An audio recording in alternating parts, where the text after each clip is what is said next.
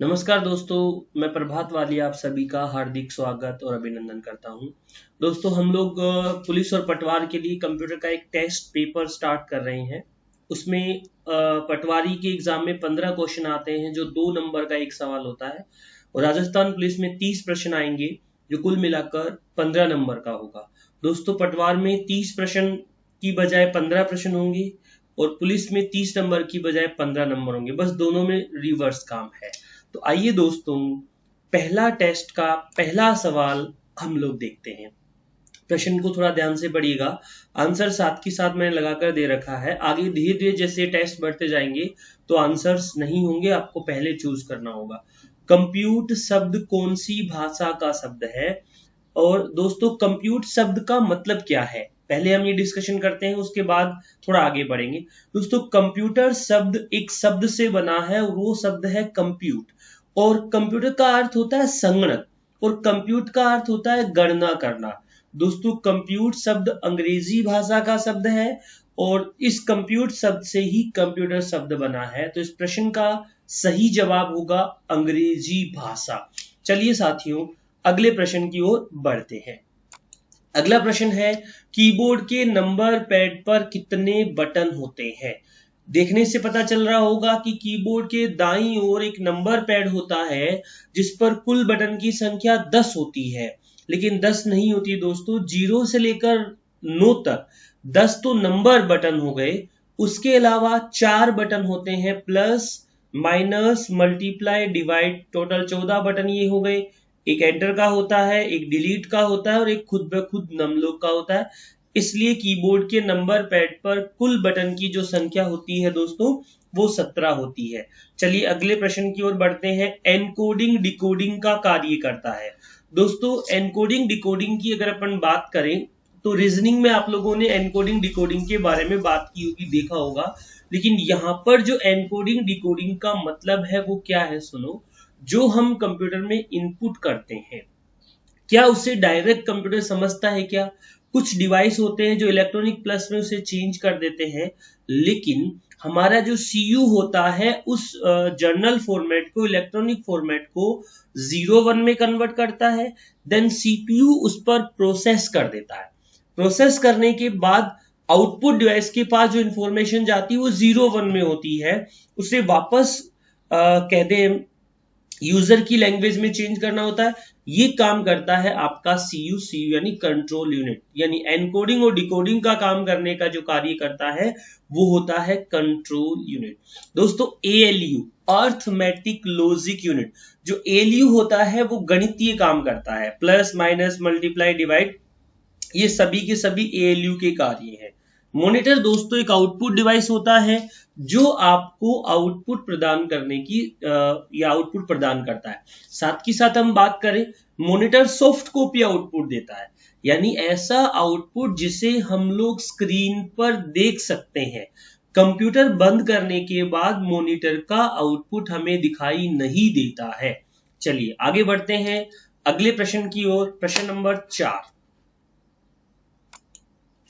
किसी आइकन पर माउस का क्लिक करने से कौन सी आकृति में सेलेक्ट होता है? दोस्तों डेस्कटॉप पर या कहीं पर भी आपने किसी आइकन पर क्लिक किया हो तो उसके चारों तरफ एक ब्लू कलर की आकृति आ जाती है या व्हाइट कलर की आकृति आ जाती है, वह आकृति आयताकार होती है। ठीक है, चलिए अगले प्रश्न की ओर बढ़ते हैं। प्रश्न नंबर 5 पे चलते हैं। शिफ्ट और कंट्रोल कीबोर्ड में कितनी बार होता है? दोस्तों कीबोर्ड पर कुछ बटन ऐसे होते हैं, इसमें शिफ्ट हो गया, एल्ट हो गया, एंटर हो गया, कंट्रोल हो गया, ये सभी बटन 2-2 बार होते हैं। अगर इस पे स्लैश की जगह पर कोमा लगा होता, शिफ्ट कोमा कंट्रोल, तो शिफ्ट भी 2 बार, कंट्रोल भी 2 बार, तो 4 आंसर हो जाता। यहां पर कोमा नहीं लिखा है, शिफ्ट ओब्लिक कंट्रोल पूछा है, तो आप इस कंडीशन पे बताएंगे कितनी बार होता है, 2 बार होता है। चलिए अगले प्रश्न की ओर बढ़ते हैं और बात करते हैं। एसआरएस होता है, एसआरएस स्पीच रिकॉग्निशन सिस्टम। दोस्तों एसआरएस क्या होता है, पहले उसके बारे में जानने की कोशिश करते हैं। आज से 5-6 साल पहले या कुछ समय पहले हम बात करें, चाइना के फोन चलते थे, G5 आ गया, सिग्मा टेक आ गया, कार्बन आ गया। उन फोनों में खास बात थी, उदाहरण देसी है बिल्कुल, उन फोनों में खास बात थी कोई भी लड़का चाहे तो लड़की की आवाज में बात कर सकता था। दिमाग में कुछ तो बात आ रही होगी कि मैं जो बता रहा हूं कुछ तो समझ आने वाली चीज है। तो लड़का चाहे तो लड़की की आवाज में बात कर सकता था और लड़की चाहे तो लड़के की आवाज में बात कर सकती थी। कहने का मतलब आप अपनी आवाज को पतला और मोटा कर सकते थे। उस समय रिचार्ज वगैरह कराना हो तो एसआरएस का यूज करके आराम से मोबाइल में 50-100 का रिचार्ज करवा सकते थे। यहाँ पर हम लोग बात कर रहे हैं कि एक तो वो जो चाइना के फोन में चलता था जो आवाज को पतला मोटा कर सकता था वो भी एसआरएस होता था। एक और उदाहरण लेते हैं जो शहरों में ज्यादा चलता है। मोबाइल में एक बिल्ली वाला सॉफ्टवेयर आता है। बिल्ली वाला सॉफ्टवेयर यानी जैसा हम लोग बोलते हैं वैसा ही बिल्ली बोल देती है। सोचकर देखिएगा साथियों, कितने लोगों ने आज तक बिल्ली से बुलवाया है। मैंने बुलाया गुरुजी, मैंने बुलाया, मैंने बुलाया, सबकी आवाज आएगी। लेकिन क्या बुलवाया, क्या आप लोग कमेंट बॉक्स में बता सकते हैं? क्या आप लोग किसी के सामने शेयर कर सकते हैं? नहीं। आपने जो बुलवाया है या जो बोला है वो बहुत टेक्निकल चीज है तो उनका जिक्र आप लोग नहीं कर सकते। तो कहने का मतलब साधारण भाषा में ये हुआ कि इन दोनों जगह एसआरएस का इस्तेमाल करते हैं। जिन लोगों को दिखाई नहीं देता क्या वो कंप्यूटर का उपयोग कर सकते हैं क्या? हाँ, उन्हें बोलकर करना पड़ेगा। बोलकर करने के लिए जिस डिवाइस की आवश्यकता होती है उसे कहा जाता है एसआरएस। एसआरएस का मतलब हुआ स्पीच रिकॉग्निशन सिस्टम। तो दोस्तों ये हार्डवेयर में भी आता है और सॉफ्टवेयर में भी आता है, इसलिए प्रश्न नंबर 6 का जवाब होगा हार्डवेयर और सॉफ्टवेयर दोनों। अगले प्रश्न पे चलते हैं। कीबोर्ड में होम पंक्ति होती है। साथियों देखा होगा आपने, सबसे ऊपर वाली पंक्ति होती है QWERTY UIOP, सबसे नीचे वाली होती है ZXCBVM NM। इस जो नीचे वाली पंक्ति को लोअर रो बोला जाता है, सबसे ऊपर वाली को अपर रो बोला जाता है। तो हिसाब से जो बीच वाली पंक्ति हो गई ASDFGH वाली, उससे हम मिडल रो बोल सकते, लेकिन उसे मिडल रो नहीं बोलते। आप कहीं टाइपिंग सीखने जाएंगे तो वहां पर टाइपिंग करते समय जिस लाइन पर अंगुली रखकर आप टाइप करते हैं उस पंक्ति को होम पंक्ति के नाम से जाना जाता है। इसलिए कीबोर्ड की जो होम पंक्ति होती है उसे कहा जाता है ASDFGHJKL। यानी इस सवाल का सही जवाब होगा ASDFGHJKL सेमीकोलन। अगले प्रश्न की ओर बढ़ते हैं साथियों। दोस्तों मैं बात वापस कर रहा हूं कि ये जो प्रश्न है ये फंडामेंटल है, यानी जो कंप्यूटर आप सीखना चाहते हैं तो ये कुछ चीजों के बारे में जानकारी आपको होनी चाहिए। मैं कोशिश करूंगा कि लगातार रोजाना आपको इसी समय एक पेपर मिलता जाए। डिस्क्रिप्शन में मैं लिंक डाल दूंगा जहां से आप इस पेपर को डाउनलोड करके सोल्व कर सकते हैं।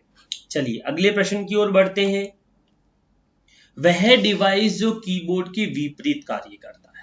दोस्तों कीबोर्ड के विपरीत क्या स्पीकर कार्य करता है? क्या इसने आंसर दे रखा है? हो सकता है। स्कैनर करता है क्या? बायोमेट्रिक करता है कि माउस करता है? थोड़ा दिमाग पर जोर डालेंगे, थोड़ी सी बात करने की, समझने की कोशिश करेंगे। कीबोर्ड इनपुट का काम करता है और इनपुट के विपरीत क्या होगा? आउटपुट होगा। इसका मतलब इस प्रश्न में सीधा साधा पूछा गया है कि इनपुट का कार्य कीबोर्ड करता है तो आउटपुट का कार्य कौन करता है? अगर यहां पर कीबोर्ड की जगह स्कैनर होता, बायोमेट्रिक होता, माउस होता, तब भी इस सवाल का जवाब कीबोर्ड स्पीकर का स्पीकर ही होता। चलिए अगले सवाल की ओर बढ़ते हैं दोस्तों। बात करते हैं पॉइंटिंग डिवाइस का उदाहरण है। दोस्तों जैसे मेरे पास माउस का कर्सर मैं मूव कर रहा हूं, यहां भी लेकर जा सकता हूं, यहां भी, जहां मर्जी मैं माउस के कर्सर को ले जा सकता हूं। तो इसका मतलब ये पॉइंटिंग डिवाइस है। अगर टच वाला होता तो मैं कहीं भी टच कर सकता था। तो ये काम मैं माउस से भी कर सकता हूं, ये काम मैं टच स्क्रीन से भी कर सकता हूं, ये काम मैं लाइट पेन से कर सकता हूं। तो ये सारे पॉइंटिंग डिवाइस होते हैं जो ग्राफिकल यूजर इंटरफेस GUI में काम आते हैं। चलिए आगे की ओर बढ़ते हैं। चलते हैं प्रश्न नंबर 10 की ओर। ये 10वां प्रश्न GUI इंटरफेस करता है। दोस्तों GUI इंटरफेस करता है या CUI इंटरफेस करता है या CLI इंटरफेस करता है? GUI का मतलब होता है, अभी बात की थी हमने, ग्राफिकल यूजर इंटरफेस। एक होता है CUI, मतलब हुआ कैरेक्टर यूजर इंटरफेस। साथियों बात कर रहे हैं हम लोग GUI की, जिसमें चित्र देखकर अगर मुझे इसको बंद करना है तो मैं यहाँ क्लोज पर जाकर बंद कर सकता हूँ, मिनिमाइज करना है तो मैं यहाँ जाकर इसे मिनिमाइज कर सकता हूँ। ये मिनिमाइज हो गई मेरी स्क्रीन। अब इसे बंद करना है तो मैं यहां पर जाकर बंद करता हूँ, ग्राफिकल यूजर होता है। और अगर मैं बात करूं, पहले जो सिस्टम चलता था पूरा काम डोस प्रॉम्प्ट पे होता था, हर काम आपको कमांड के थ्रू करना पड़ता था। तो ऐसा सिस्टम जिसमें कीबोर्ड से काम करना होता, कमांड के थ्रू काम करना होता, वो CUI होता है। जिसमें माउस या चित्र देखकर काम कर सकते हैं, वो GUI होता है। और ये जो इंटरफेस का कार्य करते हैं, ये हार्डवेयर और यूजर, मतलब मानव और मशीन के बीच ये काम आ सकते हैं, मैन टू मशीन बोल सकते हैं। चलिए प्रश्न अगले की ओर बढ़ते हैं। नेक्स्ट पर मैं क्लिक कर देता हूं। सबसे पहला गणना करने का यंत्र कौन सा था? जब आप सबको पता है अबेकस दुनिया का सबसे पहला गणना करने का यंत्र है। दोस्तों बात करते हैं सीधे प्रश्न की। पिछली बार 29 दिसंबर 2019 को एक एग्जाम लगा था लाइब्रेरी साइंस का, उसमें इस प्रश्न को उल्टा पूछ लिया कि अबेकस क्या है। ये नहीं कहा कि सबसे पहला गणना करने का यंत्र कौन सा है, उन्होंने पूछा कि अबेकस क्या है। तो अबेकस गणना करने का सबसे पहला यंत्र था, जिसका इस्तेमाल सबसे पहले चीन के लोगों ने किया। दोस्तों अबेकस में मोती लगे होते हैं, उन मोतियों को खिसकाकर हम लोग गणना करने का कार्य करते हैं। चलिए अगले प्रश्न की ओर बढ़ते हैं। एक ही लोकेशन से फोल्डर को ड्रैग एंड ड्रॉप करने पर क्या होता है? दोस्तों प्रश्न को थोड़ा समझने की कोशिश करना। जैसे मेरे पास ये डेस्कटॉप है जहां पर एक फोल्डर बना हुआ है, बना देता हूं मैं न्यू फोल्डर नाम करके। चलिए एक और फोल्डर बना देता हूं न्यू फोल्डर नाम करके। न्यू फोल्डर और न्यू फोल्डर 2 है। क्या मैं इसे पकड़कर इसके अंदर डाल सकता हूं क्या? हाँ। क्या मैं इसे पकड़कर इसके अंदर डाल सकता हूं क्या? हाँ। अब देखो अगर मैं उसको इसके अंदर डाल दिया तो बाहर से हट गया और इसके अंदर चला गया। दोस्तों ड्रैग करने का मतलब होता है घसीटना। क्या मैं इसे घसीट के इसके अंदर डाल दूं तो उस जगह पर रहेगा क्या? नहीं, हट गया। इसका मतलब अगर दोनों फोल्डर एक ही लोकेशन पर बने हैं तो एक जगह से कट होकर दूसरे के अंदर क्या हो जाती है? वो पेस्ट हो जाती है। साथियों यही बात हम दोबारा समझने की कोशिश करते हैं। अगर मेरे पास माई कंप्यूटर में कोई फोल्डर बना हुआ है, जैसे C ड्राइव में, उस फोल्डर को मैं D ड्राइव में ड्रैग करके ड्रॉप करता हूं किसी दूसरे, यानी इस फोल्डर को ड्रैग करके इस फोल्डर में ड्रॉप करता हूं तो इससे हट गया।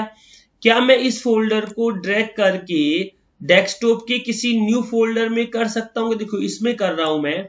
क्या ये यहां से हट गया क्या? नहीं। अगर दोनों फोल्डर की लोकेशन अलग अलग होती है उस कंडीशन में कॉपी पेस्ट होता है। अगर दोनों फोल्डर की लोकेशन एक ही होती है तो उस कंडीशन में कट पेस्ट होता है। यानी इस सवाल का सही जवाब होगा कट पेस्ट। चलिए आगे की ओर बढ़ते हैं, फिर बात करेंगे। दिए गए में से कौन सा स्टोरेज डिवाइस नहीं है? प्रश्न को पढ़ने से लग रहा होगा कि पेन ड्राइव में इंफॉर्मेशन स्टोर हो सकती है, CD ड्राइव में भी हो सकती है, फ्लोपी ड्राइव में भी हो सकती है। ये आंसर क्या दिया है मुझे समझ नहीं आया। तो दोस्तों मैं बात कर रहा था पेन ड्राइव में इंफॉर्मेशन संग्रहित हो सकती है। CD ड्राइव जिसके अंदर रखकर CD को चलाया जाता है उसे CD ड्राइव कहा जाता है। जिसमें रखकर फ्लोपी को चलाया जाता है उसे फ्लोपी ड्राइव कहा जाता है। क्या हम लोग गोल वाली सीडी में डेटा स्टोर करते हैं या जिसके अंदर रख के चलाते हैं उसमें डेटा स्टोर करते हैं? सर गोल वाली सीडी में डेटा स्टोर होता है।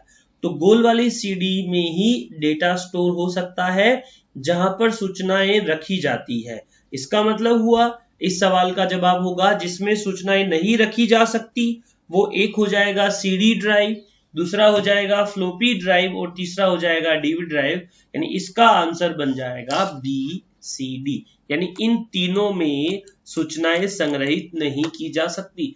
अगर पूछता कि इसमें से किसमें सूचनाएं संग्रहित की जा सकती है तब इस सवाल का जवाब क्या हो जाता? Pen drive. चलिए दोस्तों अगले प्रश्न की ओर बढ़ते हैं। कंप्यूटर पर इंफॉर्मेशन स्टोर किया जाता है, ये बात हमने थोड़ी देर पहले की थी कि जो कंप्यूटर में इंफॉर्मेशन स्टोर की जाती है उनका फॉर्मेट डिजिटल होता है, क्योंकि कंप्यूटर केवल किसे समझता है, 0 और 1 को समझता है। कंप्यूटर बाइनरी नंबर पे काम करता है, साथ के साथ हम लोग बात कर रहे हैं। और जो डेटा एनालॉग इंफॉर्मेशन होती है वो वायर के माध्यम से ही जाती है। दोस्तों अगले प्रश्न की ओर बढ़ते हैं। प्रश्न नंबर हमने कर लिया था अभी 14 नंबर तक आ गए हम। अब प्रश्न नंबर 15 पर, किस प्रोग्रामिंग लैंग्वेज को ट्रांसलेटर की आवश्यकता नहीं होती है? दोस्तों कंप्यूटर केवल मशीनी भाषा समझता है, इसका मतलब मशीनी भाषा को किसी प्रकार के ट्रांसलेटर की आवश्यकता नहीं पड़ती है। यानी मशीनी भाषा कंप्यूटर समझ जाता है, इसलिए आपको उसके लिए किसी प्रकार के अनुवादक की जरूरत नहीं होगी। चलिए बात करते हैं हम लोग, अगले प्रश्न की ओर बढ़ते हैं। निर्देशों के समूह को क्या कहा जाता है? प्रोग्राम कहा जाता है। या प्रोग्राम किसे कहते हैं? तो निर्देशों के समूह को क्या कहेंगे? प्रोग्राम। दोस्तों कंप्यूटर में जो सबसे पहले जाता है उन सभी सूचनाओं को हम कहते हैं डेटा। डेटा पर प्रोसेस होने के बाद वो सूचना एक नए रूप में आ जाती है, उन नए रूप की सूचनाओं को कहा जाता है इंफॉर्मेशन। यानी इंफॉर्मेशन के बाद जो स्टेप आती है उसे कहते हैं हम लोग निर्देश। निर्देश जो बनते हैं उनके समूह को प्रोग्राम, और प्रोग्रामों के समूह को कहा जाता है सॉफ्टवेयर। तो इस सवाल का सही जवाब होगा सॉफ्टवेयर। यानी प्रोग्रामों के समूह को क्या कहा जाता है? सॉफ्टवेयर कहा जाता है। अगले प्रश्न की ओर बढ़ते हैं। MHz, MHz का पूरा नाम क्या होता है? Mega hertz. चलिए प्रश्न नंबर 18 की ओर। नंबर पैड डायरेक्शनल एरो के रूप में काम करे, इसके लिए कौन सी की दबानी पड़ती है? यानी कहने का मतलब हुआ एरो की जो कीबोर्ड में होती है वो काम कब करेगी? नंबर पैड की वो काम करेगी जब नमलोक क्या होगा? बंद। यानी नमलोक के यूज से एरो कीज को यूज में लेते हैं। अगले प्रश्न की ओर बढ़ते हैं। किसी विशेष टास्क को करने के लिए अन्य की के साथ कौन सी की उपयोग में ली जाती है? दोस्तों कीबोर्ड में 3 बटन ऐसे होते हैं, कंट्रोल, एल्ट और शिफ्ट, जिन्हें हम कहते हैं कॉम्बिनेशन की या मॉडिफायर की। कॉम्बिनेशन और मॉडिफायर की कहने का कारण हुआ क्योंकि जो कंट्रोल है वो अकेला कोई काम नहीं आता है, शिफ्ट अकेला कोई काम नहीं आता है, और एल्ट भी अकेला कोई काम नहीं आता। इनको किसी न किसी अन्य की के साथ में ही उपयोग में लेना पड़ता है, इसलिए इन तीनों की को कॉम्बिनेशन की या मॉडिफायर की कहा जाता है। तो इस सवाल का सही जवाब होगा कंट्रोल। अगले प्रश्न की ओर बढ़ते हैं। वह डिवाइस जो कागज पर पेन और पेंसिल के चिन्ह की उपस्थिति और अनुपस्थिति को जांच करता है, बता देता है। हम लोग OMR सीट पर एग्जाम देकर आते हैं, वहां पर हम लोग गोले करके आ जाते हैं, उनको स्कैन करके उनका रिजल्ट तैयार करने के लिए OMR जो रीडर होता है, ऑप्टिकल मार्क रीडर, उसका उपयोग किया जाता है। चलिए अगले प्रश्न की ओर बढ़ते हैं दोस्तों। ग्राफिकल यूजर एनवायरनमेंट में स्टैंडर्ड पॉइंटिंग डिवाइस के रूप में कौन सी डिवाइस उपयोग में ली जाती है? मैंने थोड़ी देर पहले कहा था, एक होता है GUI जिसमें कीबोर्ड काम करता, एक होता है CUI जिसमें कीबोर्ड काम करता है, एक होता है GUI जिसमें कीबोर्ड और माउस दोनों काम करते हैं। माउस CUI का स्टैंडर्ड डिवाइस था, जबकि कीबोर्ड आपके माउस आपका GUI का स्टैंडर्ड डिवाइस है, और जबकि कीबोर्ड आपके CUI का स्टैंडर्ड इनपुट डिवाइस था। अगले प्रश्न की ओर बढ़ते हैं। जॉयस्टिक का भी इस्तेमाल हम लोग GUI में ही करते हैं, ट्रैक बॉल का इस्तेमाल भी हम लोग GUI में करते हैं, लेकिन जो कंपलसरी है, जो आवश्यक है, उसी का जवाब क्या है? माउस। चलिए आगे की ओर बढ़ते हैं। स्कैनर को कहा जाता है, साथियों स्कैनर को कंप्यूटर की आंख कहा जाता है। कहने का मतलब हुआ कोई भी इंफॉर्मेशन स्कैन करके कंप्यूटर में इनपुट करने का काम कर देता है स्कैनर। अगले प्रश्न की ओर बढ़ते हैं। रिजोल्यूशन महत्वपूर्ण लक्षण है। जो डिस्प्ले डिवाइस होते हैं, मॉनिटर हो गया, प्रिंटर हो गया, उनसे संबंधित इस रिजोल्यूशन का उपयोग किया जाता है। और डिवाइस का रिजोल्यूशन जितना अधिक होगा उतना ही जो आउटपुट है वो हमें क्या दिखेगा, साफ दिखेगा।